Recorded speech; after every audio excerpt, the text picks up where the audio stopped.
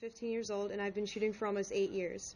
I've also been a part of the Maryland Rifle Club and Maryland State Rifle Team since I was 11. We shoot semi-automatic AR-15s, and my personal rifle is a Bushmaster.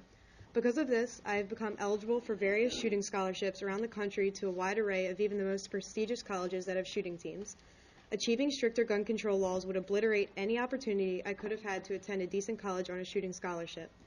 Ever since I first learned how to shoot, the issue with gun violence around the nation became clear. Guns are not the problem, people are. Purging our society of violence and murder cannot be done through gun control legislation. By signing this legislation, you are not signing away gun violence, but instead liberating American citizens of our constitutional rights. You are not eliminating guns from society, but eliminating our ability to protect our lives, liberty, and pursuits of happiness. Chicago, Illinois has had some of the strictest gun control laws in America enacted for the past few years, and it is currently more than twice as likely for you to be killed in Chicago as in the Afghani War. For the past 11 years and 4 months in the Afghani War, 2,166 people have been killed. Now in only 8 years in Chicago, 4,265 people have been killed, and 3,371 of them were from being shot.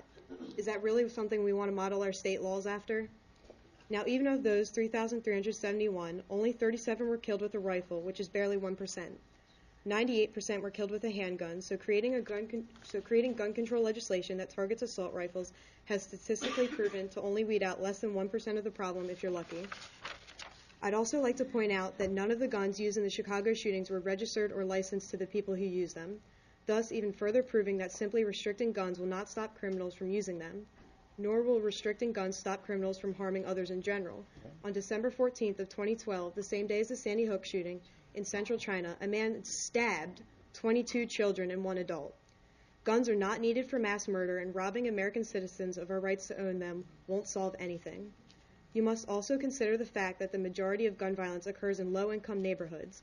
Raising the overall cost of owning a gun through higher licensing and registration fees denies the ability of low-income individuals to protect themselves against the crime focused in the areas they live in. Passing this legislation would be discriminating against these lower-income individuals who are actually at a higher risk of being victimized in crimes. To abolish or severely limit the right of the Maryland residents as a whole to bear arms, which is the intent of the proposed legislation, is to essentially defeat the purpose of our own U.S. Constitution. The entire foundation of the United States was formed on the principle that the government, our government, is a government of the people, for the people, by the people, and taking away the people's right to bear arms is taking away the people's power in the government. The Second Amendment, which grants to citizens the right to secure their natural rights, is the backbone of our democratic society.